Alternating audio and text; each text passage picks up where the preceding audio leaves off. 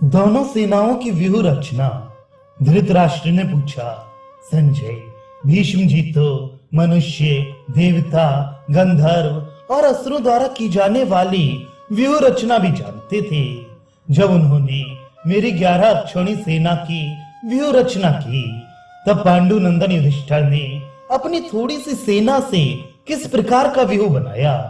संजय ने कहा, महाराज, आपकी सेना को व्यूह रचना पूर्वक सुसज्जित देख धर्मराज युधिष्ठिर ने अर्जुन से कहा, तात, महर्षि बृहस्पति के वचन से यह बात ज्ञात होती है कि यदि शत्रु की अपेक्षा अपनी सेना थोड़ी हो तो उसे समेटकर थोड़ी ही दूर में रखकर युद्ध करना चाहिए, और यदि अपनी सेना अधिक हो तो उसे इच्छा अनुसार फैलाकर लड़ना चाहिए। जब थोड़ी सेना को अधिक सेना के साथ युद्ध करना पड़े तो उसे सूची मुख नामक व्यूह की रचना करनी चाहिए। हम लोगों की यह सेना शत्रुओं के मुकाबले में बहुत थोड़ी है, इसलिए तुम व्यूह रचना करो। यह सुनकर अर्जुन ने युधिष्ठिर से कहा, महाराज, मैं आपके लिए वज्र नामक दुर्वेद्य व्यूह की रचना करता हूँ। यह इंद्र का बताया हुआ दुर्जय व्यूह है, जिनका वेग वायु के समान प्रबल और शत्रुओं के लिए दुस्सह है। वे योद्धाओं में अग्रगण्य भीमसेन इस व्यूह में हम लोगों के आगे रहकर युद्ध करेंगे।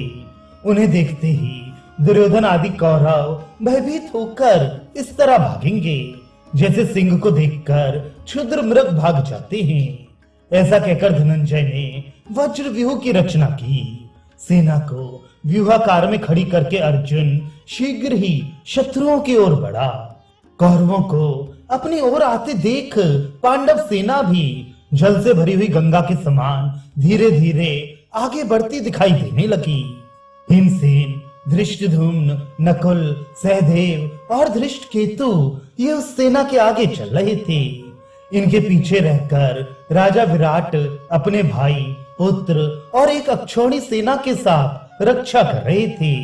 नकुल और सहदेव भीमसेन के दाएं बाएं रहकर उनके रथ के पहियों की रक्षा करते थे। द्रौपदी के 5 पुत्र और अभिमन्यु उनके पृष्ठभाग के रक्षक थे। इन सबके पीछे शिखंडी चलता था, जो अर्जुन की रक्षा में रहकर भीष्म जी का विनाश करने के लिए तैयार था। अर्जुन के पीछे महाबली सात्यकी था तथा युधामन्यु और उत्तमौजा उनके चक्रों की रक्षा करते थे। कैकेयी, धृष्टकेतु और बलवान चिकतान भी अर्जुन की ही रक्षा में थे।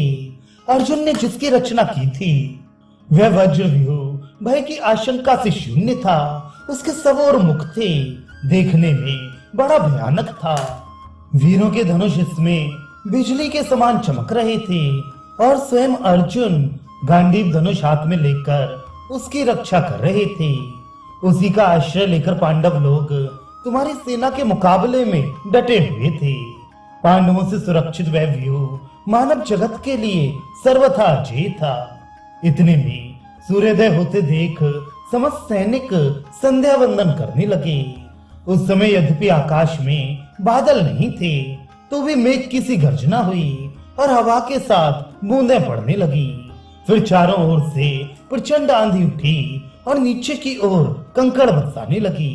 इतनी धूल उड़ी कि सारे जगत में अंधेरा सा छा गया। पूर्व दिशा की ओर बड़ा भारी उल्कापात हुआ। वह उल्का उदय होते हुए सूर्य से टकराकर गिरी और बड़ी जोर की आवाज करती हुई पृथ्वी में विलीन हो गई। संध्या वंदन के पश्चात जब सैनिक तैयार होने लगे तो सूर्य की प्रभा फीकी पड़ गई तथा पृथ्वी भयानक शब्द करती हुई कांपने और फटने लगी। सब दिशाओं में बारंबार वज्रपात होने लगे।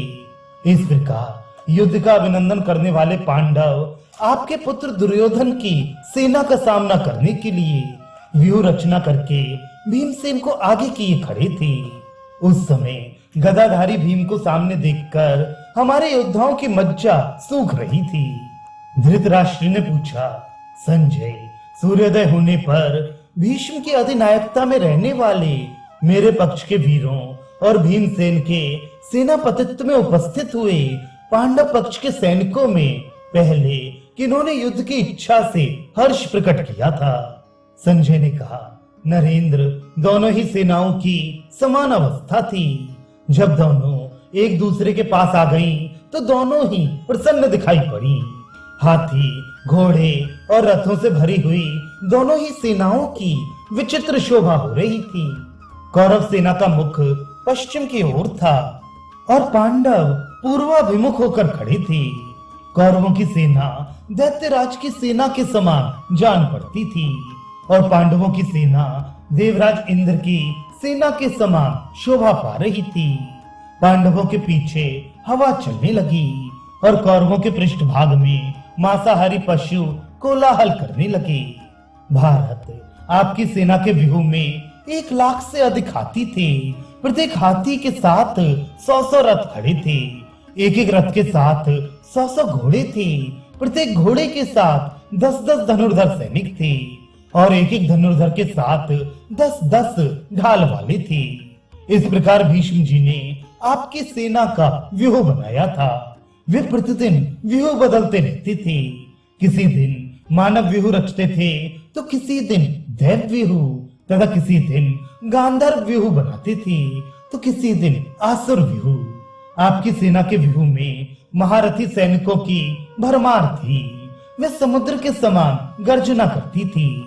राजन, कौरव सेना यद्यपि असंख्य और भयंकर है, तथा पांडवों की सेना ऐसी नहीं है, तो भी मेरा यह विश्वास है कि वास्तव में वही सेना दुर्धर्ष और बड़ी है, जिसके नेता भगवान श्री कृष्ण और अर्जुन हैं।